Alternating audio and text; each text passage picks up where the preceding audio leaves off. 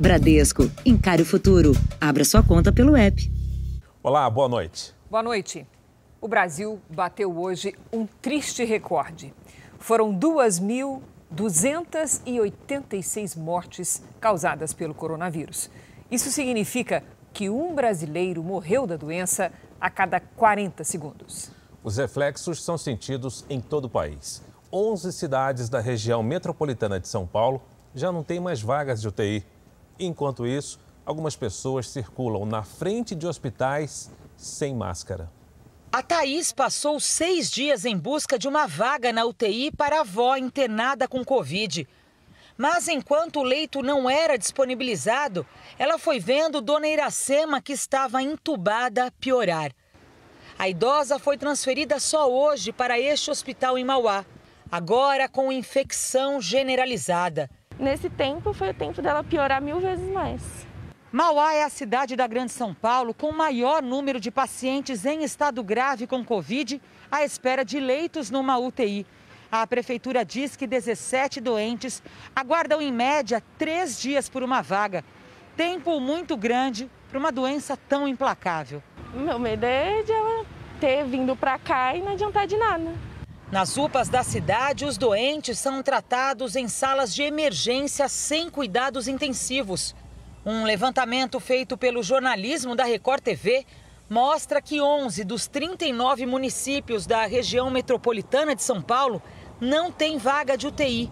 81 pacientes graves esperam na fila nessas cidades. Em Ribeirão Pires, no ABC Paulista, onde o município admitiu colapso, 10 pacientes estão em espera. Coração de pai, como é que é, né?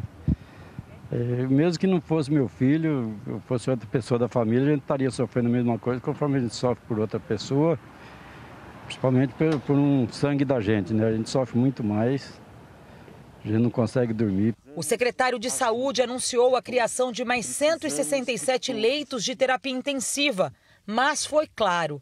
Nós não daremos conta de abrir mais leitos. Eu vou repetir, nós não daremos mais conta de abrir mais leitos. Precisamos ajuda de todos. Precisamos que todos fiquem em casa, só saiam em condições de absoluta necessidade. Que usem máscaras, que evitem as aglomerações, nos ajudem para que dessa maneira possamos ajudar a todos. Apesar de todo o esforço, esta era a imagem que se via hoje na porta de um hospital de Guarulhos, que está quase sem vagas. Gente circulando a todo momento sem a proteção necessária. Até o funcionário da saúde anda sem máscara no ambiente altamente contaminado. Veja agora outros destaques do dia. Brasil tem mais de 2.000 mortos por Covid-19 em 24 horas. Vacina Coronavac é eficaz contra variantes do coronavírus. Presidente Bolsonaro sanciona a lei que facilita a compra de mais imunizantes. E na série especial, as famílias que tentam resolver os crimes que foram esquecidos pelas autoridades.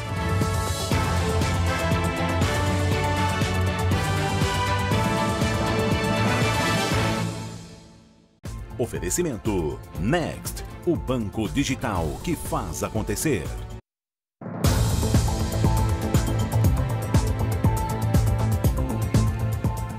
O Instituto Butantan anunciou que a vacina Coronavac é eficaz contra as 3 variantes do coronavírus em circulação no país. Por causa da alta de casos e internações, o governo de São Paulo estuda adotar novas medidas restritivas. O pior momento da pandemia no estado de São Paulo, segundo o governo, é criado também pelas variantes mais agressivas do coronavírus. 4 foram analisadas por pesquisadores do Instituto Butantan e do Instituto de Biociências da USP. O estudo mostrou que todas as cepas foram neutralizadas pela vacina Coronavac, desenvolvida pelo Butantan em parceria com o laboratório chinês Sinovac. Uma transmissibilidade do vírus entre as pessoas aumentada de 30% até 50% de aumento nessa transmissão e tem um aumento da gravidade dos casos. Nós estamos vivendo um momento grave porque nesse momento existe uma variante mais agressiva. Ter uma vacina eficaz contra as cepas em circulação é uma boa notícia em meio aos números divulgados hoje pelo estado de São Paulo. Em média, 130 pessoas vão para as UTIs diariamente. São 3 internações a cada 2 minutos no sistema de saúde. Com a maior alta de casos, de internações e óbitos desde o início da pandemia, o governo estuda implementar medidas ainda mais severas para evitar a circulação de pessoas. A situação é realmente de muita gravidade. Nós estamos trabalhando em como viabilizar medidas que possam, de fato, aumentar o nível de isolamento social. Hoje também foi anunciada a inclusão de novas faixas etárias na campanha de vacinação em São Paulo. A partir de 22 de março, idosos entre 72 e 74 anos também poderão ser imunizados. A estimativa é ter mais de 4 milhões de pessoas vacinadas até o final de março. Dessa maneira, nós entendemos que em 12, 15 dias teremos resultados dessas medidas.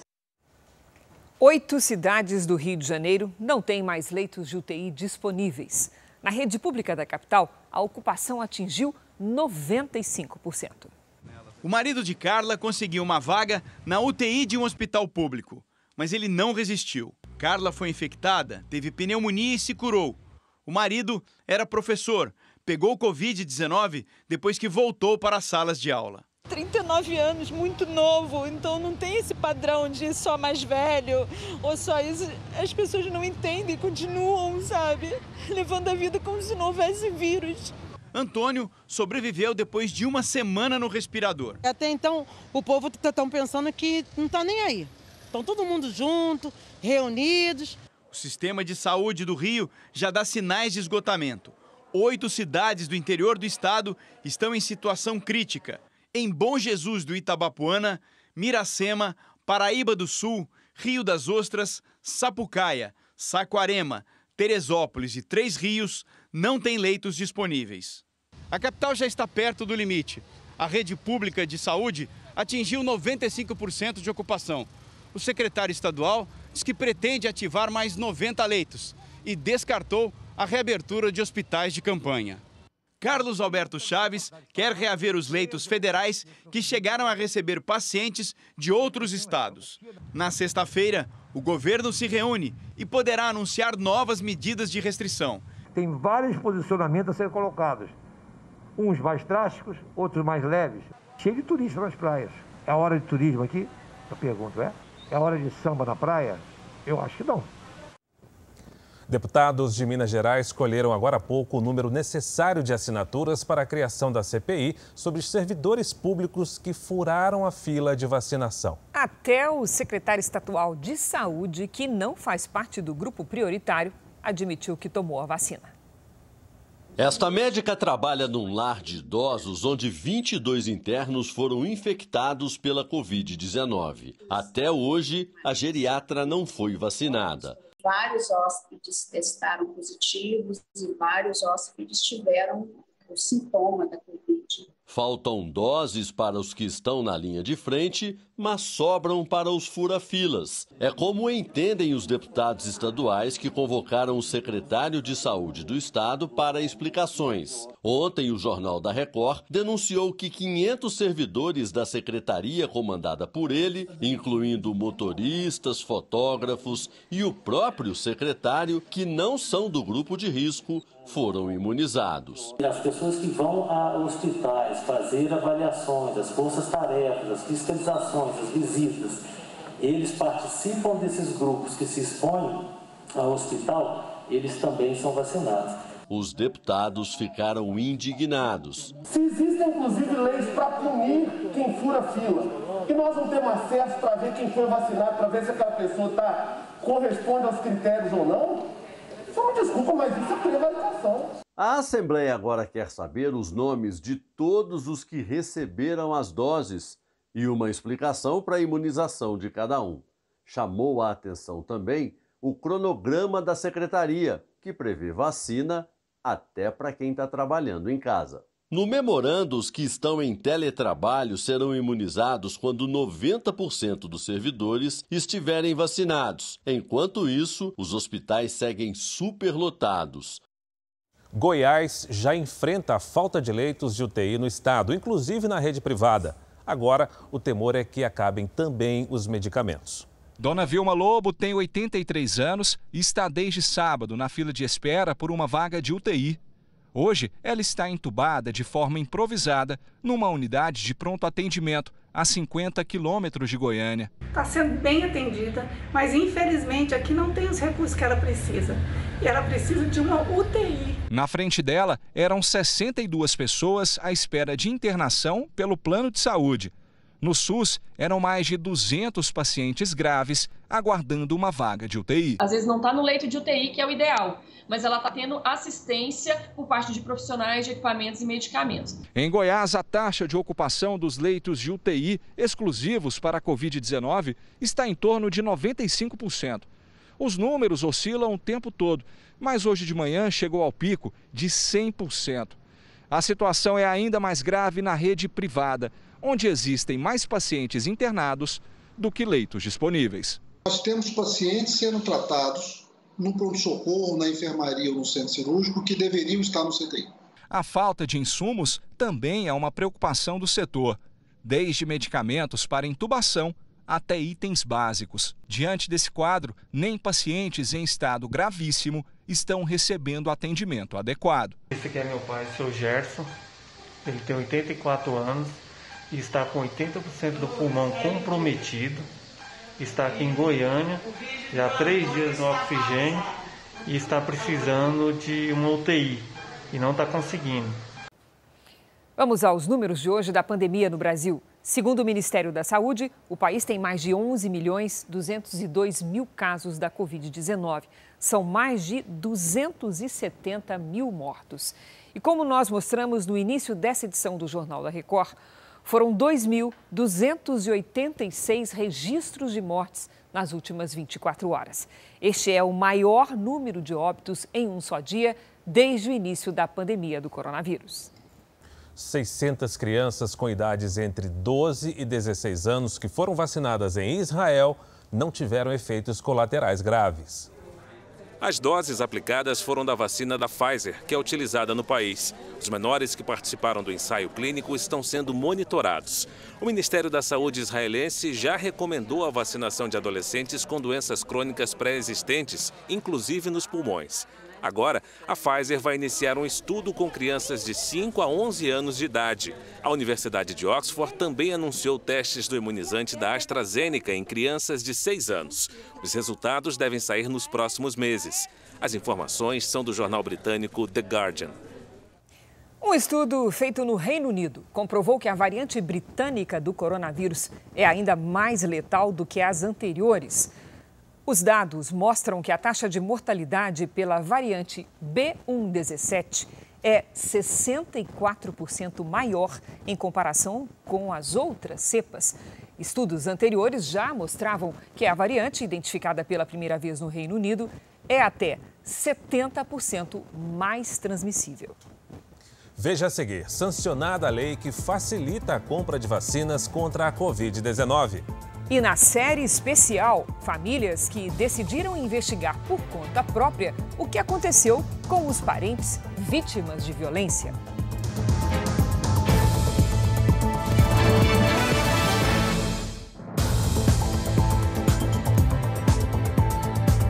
O presidente Jair Bolsonaro sancionou hoje leis que facilitam a compra de vacinas a estados e municípios.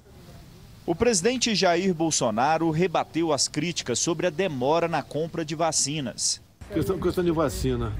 A primeira vacina nossa, quando foi comprada? Em setembro, agosto? 6 de agosto. 6 de agosto.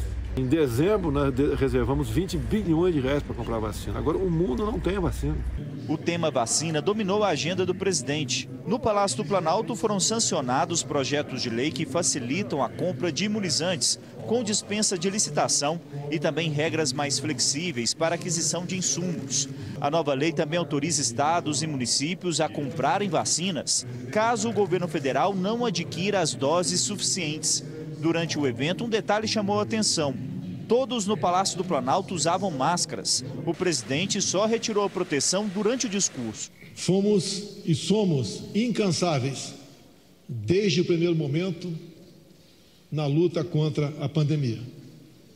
Desde o início do resgate de brasileiros que estavam em Wuhan, na China, fomos um exemplo para o mundo. A política lockdown adotada no passado, o isolamento ou confinamento, visava tão somente dar tempo para que os hospitais fossem aparelhados com leitos de UTI e respiradores. O governo federal, o Onyx Lorenzoni, não poupou esforço, não economizou recursos para atender a todos os estados e municípios. Há 1 ano e meio das eleições, Jair Bolsonaro tenta melhorar a comunicação dos temas ligados à pandemia. Com um assunto cada vez mais politizado, o presidente e aliados entendem que é preciso demonstrar o esforço na compra de vacinas e falar dos recursos que foram enviados para estados e municípios. Até o uso de máscaras por todos os integrantes do governo e até por convidados também demonstra a preocupação com o tema pandemia na disputa eleitoral. Em conversa com o presidente da Anvisa, Bolsonaro ouviu o pedido para que sancionasse a medida provisória que dá à agência o prazo de 7 dias úteis para analisar o registro emergencial de vacinas. Com a medida provisória 1026, fica preservada a capacidade da agência de ler os documentos, estudar os documentos referentes ao desenvolvimento vacinal e emitir o seu juízo de valor. É para isso que a agência existe. No fim do dia, Bolsonaro comentou o discurso de Lula. Disse que o ex-presidente já começou a campanha eleitoral, mas que ele ainda pode perder o direito de ser candidato. O Lula está comemorando cedo, no meu entender. Vai para o pleno essa decisão do ministro Fachin. A Câmara dos Deputados analisa neste momento a aprovação em segundo turno de uma mudança na Constituição chamada de PEC emergencial. Apesar da pressão da oposição e de servidores públicos, a base do governo conseguiu manter medidas para o controle de despesas. A PEC emergencial abre caminho para o pagamento do auxílio emergencial para cerca de 40 milhões de pessoas. A proposta permite que o governo gaste 44 bilhões de reais com benefício, sem que essa despesa seja contabilizada no teto de gastos. O ministro da Secretaria de Governo foi à Câmara negociar. Que a democracia ela impõe o debate e o voto. Se o voto de quem queria manter os fundos ganhou, cabe ao governo ou quem está disputando respeitar o resultado. A proposta diz que quando as despesas obrigatórias da União, que incluem, por exemplo, os salários dos servidores e benefícios de aposentados, baterem uns 95% do valor das despesas, medidas de contenção de gastos entram em cena, como o congelamento de salário de servidores públicos, concursos suspensos, além da proibição de concessão ou de redução de incentivos tributários. Policiais fizeram muita pressão para que ficassem de fora do congelamento de salários. Para não correr o risco de perder as contrapartidas fiscais, o governo então abriu mão e ficou definido que os servidores públicos não terão reajuste salarial, mas terão progressão e promoções na carreira. Com a proposta de emenda à Constituição aprovada, o governo deve encaminhar ao Congresso até sexta-feira uma medida provisória com os valores que serão pagos no auxílio emergencial. Esses valores variam entre R$ 175 e R$ 375 reais. As pessoas devem começar a receber o benefício ainda este mês. Então, como você viu aí na reportagem, o ministro da Cidadania, João Roma, ele prevê para o final dessa semana, no máximo na semana que vem, o último passo para a volta do auxílio emergencial. É essa medida provisória que vai detalhar o pagamento. Eu conversei com o ministro e ele buscou tranquilizar as categorias, como os policiais, como a reportagem mostrou, que estão preocupadas com perdas salariais por conta da PEC emergencial. São medidas compensatórias e medidas de responsabilidade fiscal.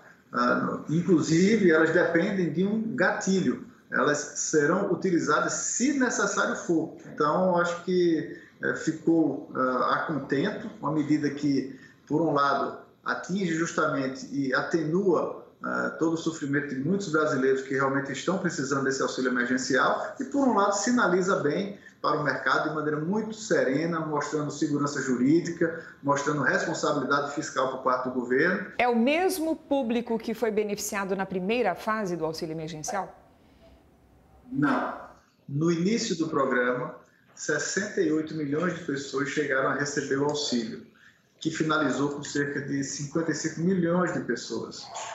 Esses números diminuíram face ao cruzamento de informação, né, para que sejam justamente esses recursos destinados àquelas pessoas que de fato precisam do auxílio emergencial. O Congresso americano aprovou um pacote de ajuda econômica equivalente a 11 trilhões de reais, um dos maiores da história dos Estados Unidos. A medida agora será sancionada pelo presidente Joe Biden. O novo pacote é mais uma tentativa de reduzir o impacto da pandemia na economia americana. O valor será usado no pagamento de auxílio emergencial, compra de vacinas e para um fundo de ajuda aos estados. Veja a seguir, cresce o número de infecções por Covid em crianças. E na série especial, a demora na solução de crimes em áreas carentes. Sem apoio, as famílias saem em busca de respostas.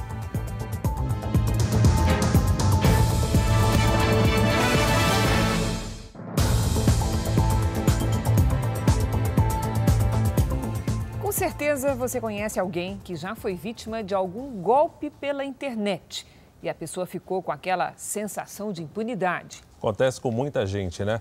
Um projeto de lei que já foi aprovado no Senado deve ser votado em regime de urgência na Câmara e prevê o aumento da pena para quem praticar esse tipo de crime. Era um dia de trabalho pesado e a Ariana estava super ocupada quando chegou a mensagem da melhor amiga. Ela estava com dificuldade de fazer uma transferência que ela precisava fazer no dia e pediu minha ajuda. Era um golpe. O aplicativo de mensagens da amiga tinha sido clonado. Quando a Ariana avisou o banco que recebeu a transferência, metade do dinheiro já tinha sido sacado. Foi aproximadamente R$980, alguma coisa assim.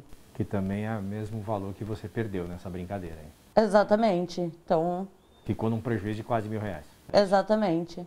Segundo um levantamento, no ano passado, esse golpe da clonagem fez 5 milhões de vítimas no Brasil.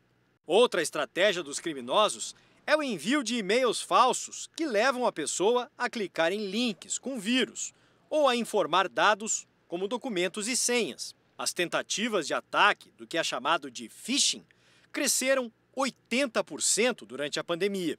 Cada vez mais conectados, podemos ficar mais expostos, enquanto os golpistas, ao contrário, se sentem no mundo digital ainda mais livres para agir com menos risco de serem identificados. Se forem flagrados, tem punição. Mas para especialistas, as penas previstas hoje não intimidam os criminosos.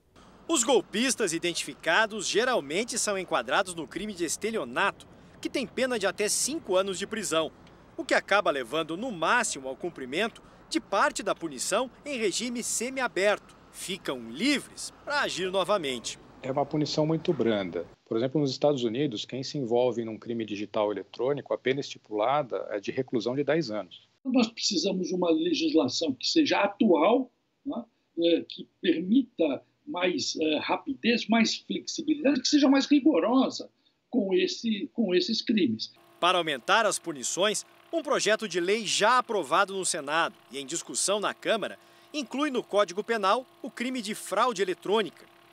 Quem usar as redes sociais, e-mails para aplicar golpes, poderá ser condenado a até 8 anos de prisão.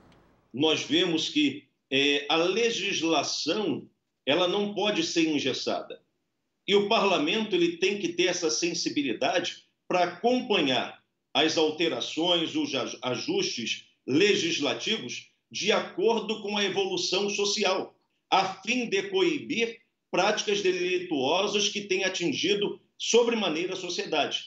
Quando nós perdemos tempo, a sociedade perde e os criminosos continuam ganhando.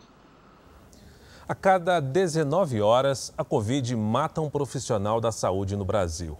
Esse levantamento do Ministério da Saúde comprova o risco que médicos e enfermeiros enfrentam na linha de combate ao vírus. A vacinação pode diminuir essa estatística, mas quem venceu a Covid-19 ainda precisa conviver com os traumas e sequelas da doença. 2 dias antes de receber a primeira dose da vacina em janeiro, o médico cirurgião começou a sentir os sintomas. A Covid-19 tirou o Dr. Paulo Tosi da linha de frente e o colocou em uma UTI por 14 dias. Para quem é profissional de saúde é muito mais difícil, né? Porque você sabe tudo o que está acontecendo. No início da pandemia, a enfermeira Alessandra também ficou internada. A gente quer voltar para poder ajudar, para que isso tudo acabe logo, para que a gente possa ter as nossas vidas de volta, né? Dados do Ministério da Saúde apontam que pelo menos 484 mil desses profissionais haviam sido infectados pelo novo coronavírus até o dia 1º de março. Deles, 470 morreram, média de 1,3 por dia. Os infectologistas acreditam que com a vacinação dos profissionais de saúde, o número de casos e mortes entre médicos e enfermeiros da linha de frente muito provavelmente vai começar a cair. Mas para quem enfrentou a doença na forma grave, ficam as sequelas e o trauma por tudo que aconteceu com os colegas de profissão. 3 semanas depois de receber alta, o Dr. Paulo Tosi ainda caminha com dificuldade, sente muito cansaço, taquicardia e toma antidepressivo. No meu caso, que eu perdi 14 para 15 quilos de musculatura, então você fica... Qualquer pequeno esforço já demanda uma... Mais de 4 mil pessoas com Covid-19 estão na fila de espera por um leito no Brasil. A pior situação é a do Paraná, que tem mais de 1.000 pacientes aguardando. A fila de ambulâncias em frente ao Hospital Referência em Covid-19 de Curitiba dá uma dimensão do problema. Segundo a Secretaria de Saúde do Paraná, 1.185 pacientes com coronavírus aguardam um leito no estado.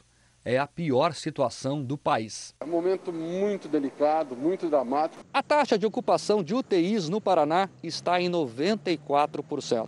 Hoje, o Palácio Iguaçu, sede do governo do estado, foi fechado depois que um surto de coronavírus atingiu 17 pessoas. O local vai passar por um processo de desinfecção e só reabrirá na semana que vem. Segundo as secretarias de saúde de 3 estados e do Distrito Federal, mais de 4.300 pessoas diagnosticadas ou com suspeita de Covid-19 aguardam por um leito de atendimento em hospitais do país. Mais da metade delas estavam na fila da UTI. Entre as capitais, Curitiba tem uma das piores situações. São 138 pessoas aguardando um leito de UTI. A Secretaria de Saúde da cidade quer obrigar hospitais privados a abrir novos leitos e também transformou as unidades de pronto atendimento do SUS em locais exclusivos para atendimento de Covid-19. Nunca será suficiente leito se não houver atitude das pessoas. Tem um papel do poder público, tem um papel do serviço de saúde, mas tem um papel do cidadão. Vamos acompanhar agora o andamento da vacinação em todo o país. Mais de 8.950.000 pessoas já receberam a vacina contra o coronavírus, o que significa 4,23% da população brasileira. E hoje, mais de 3 milhões já tomaram a segunda dose. São Paulo, que vive um aumento na ocupação de UTIs, vacinou 2.612.000 pessoas do estado com a primeira dose. Minas Gerais é o segundo estado com o maior número de vacinados. São mais de 730.000 doses aplicadas. A Bahia, que vem batendo recordes de internações por Covid, imunizou quase 594.000 pessoas, o que equivale a 3,97% da população. O Rio Grande do Sul imunizou quase 5% dos gaúchos com a primeira dose da vacina. Foram 565.000 moradores vacinados no estado. No portal r7.com, você pode acompanhar a situação de todos os estados no mapa interativo. Uma indicação preferencial feita pelo Centro de Engenharia de Tráfego, que pertence à Prefeitura de São Paulo, numa licitação, foi barrada pela Justiça. Uma empresa de tecnologia que não conseguiu participar da concorrência pública de R$1 milhão foi quem fez o alerta. A maior cidade da América do Sul tem um trânsito à altura. Para tentar organizar esse vai e vem, a companhia de engenharia de tráfego depende de pessoal e de muitos computadores. A empresa pública se preparava para renovar os programas comprando sistemas de uma gigante da tecnologia, num edital lançado em setembro de 2020. O valor estimado era de R$1 milhão. Um dos programas seria usado para o armazenamento de dados da Zona Azul, o sistema de vagas rotativas em vias públicas, que foi privatizado e está sob investigação do Ministério Público. Mas em janeiro desse ano, uma empresa questionou na Justiça o direcionamento do edital de licitação da Prefeitura. Uma das reclamações da concorrente era que a companhia de trânsito indicava uma das empresas como preferida. É como se você em casa fosse obrigado a escolher entre carros de uma só montadora. A lei atual de licitações até permite que o poder público defina a marca ou o modelo do produto no edital, desde que existam justificativas técnicas. Eu posso comprar, quando eu for comprar cartucho, memória ou carregador, exigir que eu quero uma cartucho, carregador, cartucho, memória, bateria ou carregador da máquina fotográfica da marca X. Isso é possível. É que no processo não tem uma justificativa tão robusta para justificar o uso, a requisição, a necessidade de ser a solução da Microsoft.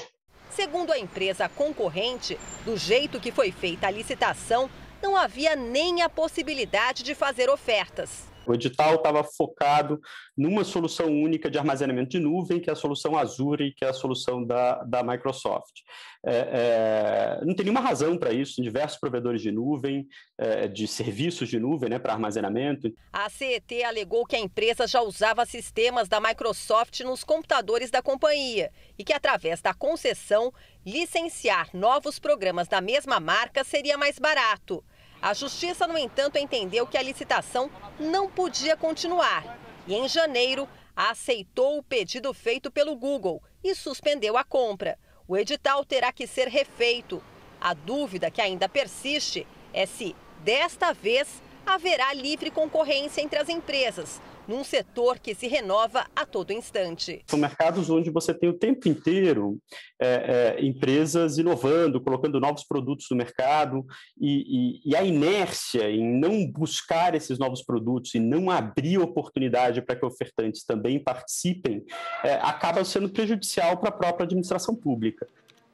A Companhia de Engenharia de Tráfego informou em nota que prepara um novo pregão para atender às demandas da empresa. O prefeito do Rio, Eduardo Paes, foi condenado pela Justiça Eleitoral por fazer propaganda política em templo religioso. O flagrante foi registrado na campanha do ano passado. Mais de 2 meses depois da posse, o prefeito do Rio sofre as consequências da campanha. O Tribunal Regional Eleitoral confirmou a condenação de Eduardo Paes a usar o templo religioso com material de propaganda em busca de votos. A decisão foi dada nessa sessão virtual do TRE.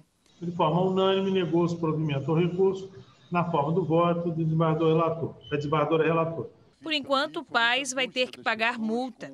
Esse especialista em direito administrativo diz que a situação pode ficar mais grave se ficar caracterizado o crime eleitoral. Muitas vezes uma campanha política dentro de uma igreja, isso pode ser caracterizado abuso do poder econômico, que poderia levar, como medida mais grave, a uma perda do cargo público, ou seja, uma perda do mandato. Como se não bastasse a condenação na Justiça Eleitoral, o prefeito do Rio também enfrenta uma ação na Justiça Comum. Os representantes das pastas da Saúde e da Fazenda estão sendo investigados por crimes como improbidade administrativa e corrupção passiva. Se a Justiça acatar o pedido, os dois podem ser afastados do cargo. Pedro Paulo, à frente da Fazenda, é investigado pelo recebimento de propina citada em delação de ex-executivos do Grupo Odebrecht para campanhas eleitorais. O secretário de Saúde, Daniel Sorans, é réu pela falta de fiscalização na contratação de organizações sociais envolvidas em corrupção. A Justiça negou o pedido imediato do afastamento dos secretários porque ainda não há condenação aos dois. Mas o autor da ação entrou com um recurso. Na petição, ele alega que os dois secretários podem influenciar nas provas que atestam a falta de lisura que motivaram as investigações do Ministério Público. A moralidade pública, ela sempre está em primeiro lugar. É o interesse público e não foi observado, no meu entender. O prefeito Eduardo Paes e os secretários Pedro Paulo Carvalho e Daniel Sorrans foram procurados por nossa reportagem, mas não se pronunciaram. O ex-presidente Lula falou pela primeira vez depois de ter as condenações da Lava Jato anuladas em uma decisão do ministro do STF, Edson Fachin. Lula discursou na sede do Sindicato dos Metalúrgicos em São Bernardo do Campo. Ele agradeceu ao ministro Edson Fachin, que anulou as condenações na Lava Jato. Antes de ontem foi um dia gratificante. Eu sou agradecido ao ministro, Fachin, porque ele cumpriu uma coisa que a gente reivindicava desde 2016. A decisão que ele tomou, tardiamente, 5 anos depois, ela foi colocada por nós desde 2016. O ex-presidente foi condenado a 8 anos, 10 meses de prisão por corrupção e lavagem de dinheiro no caso do triplex do Guarujá, no litoral paulista. A segunda condenação foi de 12 anos e 11 meses por ter recebido propina de 2 construtoras que fizeram reformas no sítio de Atibaia. Com a decisão do ministro Edson Fachin, os processos serão julgados pela Justiça Federal do Distrito Federal, que pode confirmar as condenações. Voltamos a falar do coronavírus. As mortes de crianças por Covid-19 ainda são raras, mas o número de casos tem crescido. Hoje, uma menina de 6 anos morreu em Natal, no Rio Grande do Norte. Em Maceió, capital de Alagoas, 15 bebês estão internados na UTI neonatal deste hospital público, que é referência em gestação de alto risco. Em Natal, uma menina de 6 anos não resistiu à Covid-19 hoje pela manhã. Ela tinha asma e obesidade. A doença, que costuma ser mais grave quanto mais avançada for a idade, tem apresentado números altos também entre as crianças. O Rio Grande do Sul tem 34 crianças em UTIs. A Bahia tem 24. Em Minas Gerais, desde o início da pandemia, 19 crianças morreram. No Amazonas, foram 41 crianças menores de 5 anos. E no estado de São Paulo, 62 mortes. A nova variante do coronavírus, mais transmissível e a maior circulação de pessoas desde o fim do ano passado, foram as principais causas para o aumento nos números da Covid-19, tanto entre adultos quanto entre crianças. Segundo os médicos, hoje há mais crianças infectadas que no ano passado, mas a proporção delas em relação a outras faixas etárias continua a mesma. Segundo o Ministério da Saúde, as crianças ainda correspondem de 1 a 2% do total de casos e 0,3% do número de mortes. E muitos desses casos, quando acontecem, acometem crianças já previamente doentes. Esta médica de um hospital municipal de São Paulo, referência no atendimento infantil à Covid, alerta que é preciso proteger as crianças, ainda mais nesta época em que há outros vírus respiratórios. A síndrome respiratória aguda são as bronquites, as pneumonias, as crises de sibilância, os quadros de bronquiolite. A Daphne, de 4 anos, teve febre e tosse. A mãe, Dilma, que já teve Covid, torce para que a filha não sofra com a doença. Eu já fiquei preocupada, né? Como já tem 7 dias, não ia fazer o exame, mas que provavelmente ela pegou sim a Covid. Já Felipe teve Covid confirmada. Ele pegou do pai e passou para a mãe. E agora está bem. O médico nos avisou que quando uma pessoa da casa tem, normalmente a tendência é os outros terem, mesmo a gente fazendo isolamento do meu marido. Graças a Deus ele não teve nenhum sintoma forte, mas fiquei muito preocupada. Quem acordou cedo hoje em Curitiba e na cidade de São Paulo sentiu na pele a temperatura mais baixa.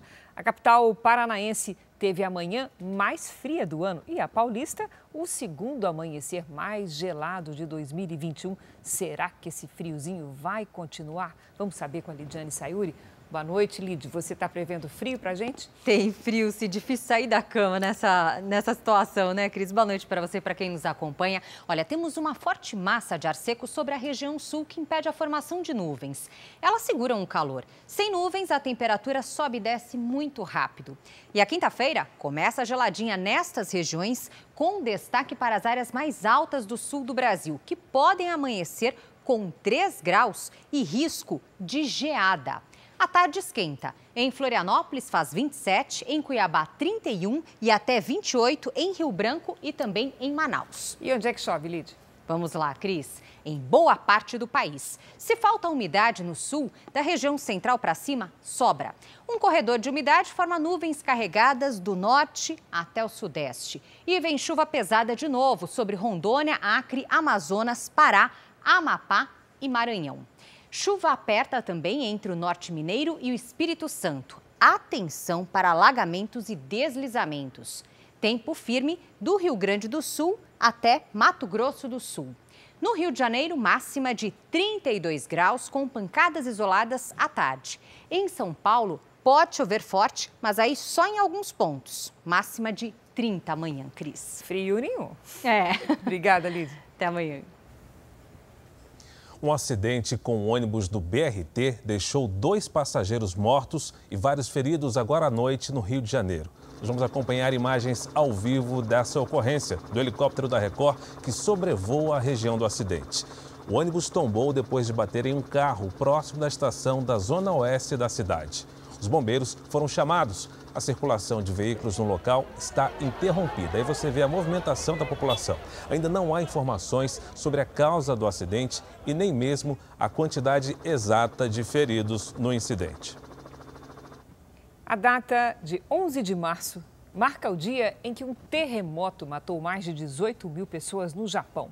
O abalo sísmico que atingiu a costa leste do país ficou conhecido pela destruição provocada na região de Fukushima. 10 anos depois, a correspondente Silvia Kikuchi voltou até os locais mais afetados pelo desastre e mostra agora que ainda falta muito para a vida voltar ao normal.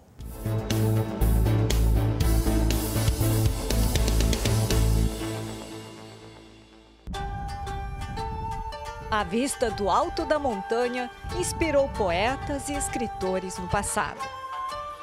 Hoje, lá embaixo, as ruas estão cheias de obras por todos os lados. Mas quem vive aqui é grato por ter a oportunidade de reconstruir.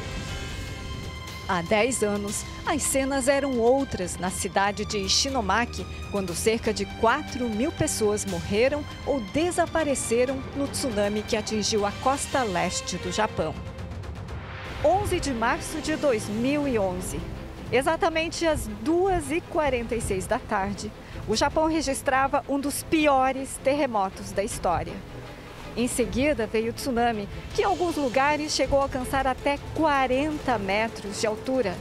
Arrastou tudo que tinha pela frente.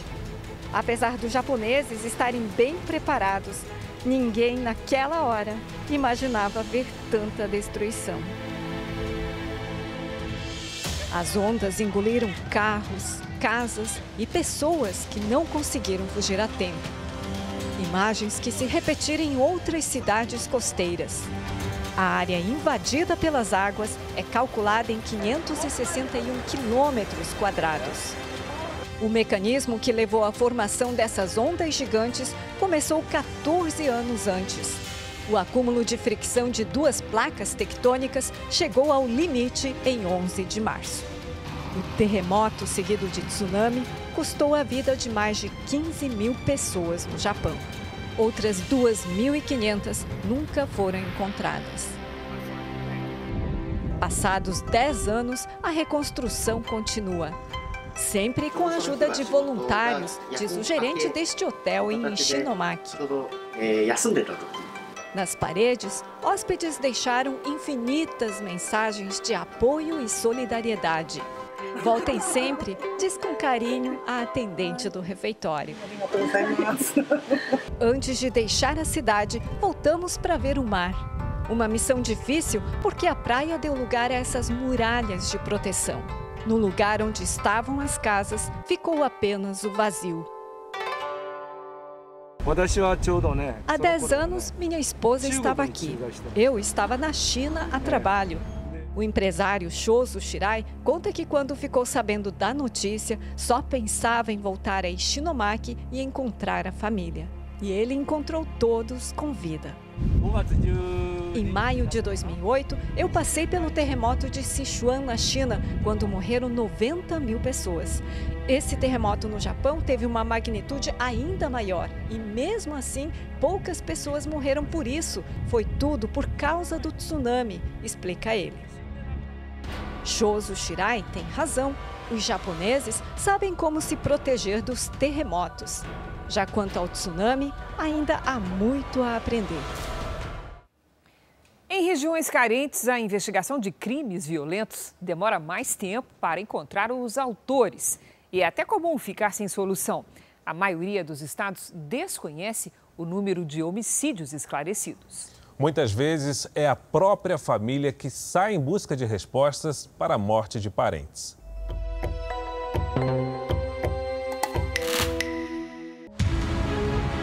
Quanta coisa pode acontecer em 2 anos? Essa pergunta Antônio se faz toda vez que lembra da neta. Sabrina tinha 15 anos quando saiu de casa pela última vez. Ela levantou quase 1h da tarde, aí ela almoçou comigo, aí ela falou assim, pai, eu vou sair, né? Eu vou sair, vou lá no campinho conversar com 3 colegas. Ela falou, mas cuidado com esses 3 colegas. Ela falou, não, é gente boa. Ela falou, ela saiu e foi embora. Depois não voltou mais. Sabrina foi assassinada, mas até hoje o crime não foi desvendado. A polícia não fez nada, só investigação. E o investigador descobriu o quê? Até agora, nada. À medida em que o tempo passa, fica cada vez mais difícil descobrir o autor do crime. Se nós tivéssemos um pouco de dinheiro, eu correria atrás, sim, para investigar bem mais o caso da minha prima. A demora para a polícia se movimentar mobilizou a família, que decidiu ir atrás do corpo por conta própria. O avô de Sabrina liderou uma equipe de buscas para encontrar a menina. A família todinha veio aqui na casa do meu tio e falou, olha, amanhã cedinho, 4 horas, vamos todo mundo pro mato e vamos atrás, porque se for para esperar a polícia, não vai ter retorno de jeito nenhum. Aí o padrasto dela achou o corpo. Aí na hora que falou que achou, aí choveu de polícia, porque no dia que ela sumiu, não veio polícia aqui. O corpo só foi encontrado 5 dias depois do desaparecimento. Começava outro drama para a família, a busca por informações sobre quem seria o assassino. Eles perguntavam para mim como estava andando o carro. E aí, tem alguma novidade? Eu falei, mas vocês não estão vendo? Eu falei, mas o senhor é delegado, né? Você que tem que ver. O caso da menina Sabrina foi encaminhado ao Tribunal de Justiça de São Paulo, que 2 anos depois se limitou a informar que o caso está sendo investigado. A distância entre a casa onde a Sabrina morava com o avô e a mata onde o corpo dela foi encontrado é de 2 quilômetros. Para chegar até aqui, o único caminho é por uma estrada de terra que dá acesso ao matagal. Sabrina foi encontrada morta exatamente aqui nessa trilha, numa região de difícil acesso em Mairiporã, na Grande São Paulo. A menina tinha marcas de estrangulamento e perfurações de faca pelo corpo. Desde que foi encontrada em março de 2019, nada foi revelado pela polícia. A família nunca descobriu o motivo do crime. E o assassino continua solto por aí. Um levantamento do Instituto Sou da Paz mostra que a polícia soluciona poucos casos de homicídio no Brasil. Das 27 unidades da federação, apenas 11 tinham informações sobre o número de assassinatos esclarecidos. A polícia do Distrito Federal é a mais eficiente, soluciona 92% dos homicídios. O Rio de Janeiro fica em último, apenas 11% das investigações são solucionadas. A Polícia Paulista desvenda pouco mais da metade, 54%. Vários estudos aí vêm mostrando, e essa nossa pesquisa também ratifica isso, o primeiro ano ele é fundamental para a gente observar o esclarecimento de um homicídio, tá? A partir do momento que se passa um ano, a probabilidade de esclarecer o homicídio ela cai drasticamente. Quanto mais cedo se consegue se prover estrutura para esclarecer o homicídio, maior a sua chance de êxito.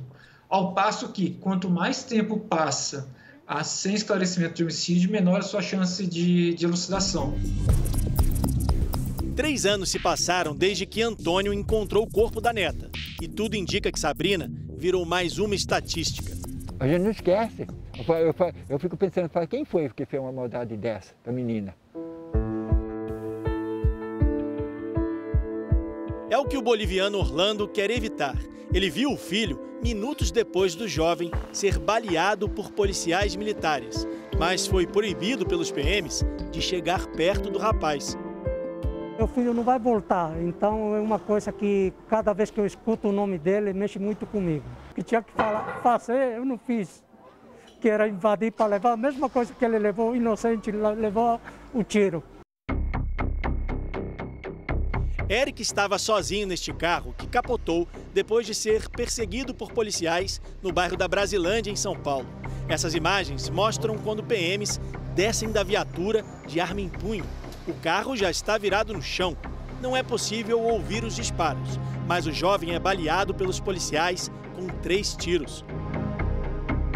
Em depoimento, os PMs disseram que Eric dirigia um carro roubado e teria apontado uma arma para eles. Mas essa testemunha diz que o jovem não estava armado. Ela correu em direção aos disparos e chegou no local quando um policial ainda segurava a arma apontada para o rapaz. Não morreu no capotamento. E o tiro foi depois do capotamento. 2 acertou nele, fiquei desesperada. Para mim, eles iam me matar ali, não tinha ninguém. Eles isolaram, era um pouco longe do carro. Alguma maldade eles estavam fazendo com ele porque ele estava gritando. Era um grito de desespero, sabe? Até hoje, nenhum parente do jovem foi chamado para prestar depoimento. Segundo a Secretaria de Segurança Pública de São Paulo, a Divisão de Homicídios investiga a morte do garoto. A Polícia Militar também abriu um inquérito para apurar a participação dos policiais. Os PMs envolvidos na ocorrência foram afastados das funções até o fim da investigação. O tiro que matou o Eric foi realmente em legítima defesa? A família espera que a pergunta não fique sem resposta. O Eric é um filho bom, sempre foi um filho bom, um filho amoroso, um filho dedicado. O meu medo é que fique impune, que fique só mais um jovem que teve a vida tirada, que teve a vida interrompida.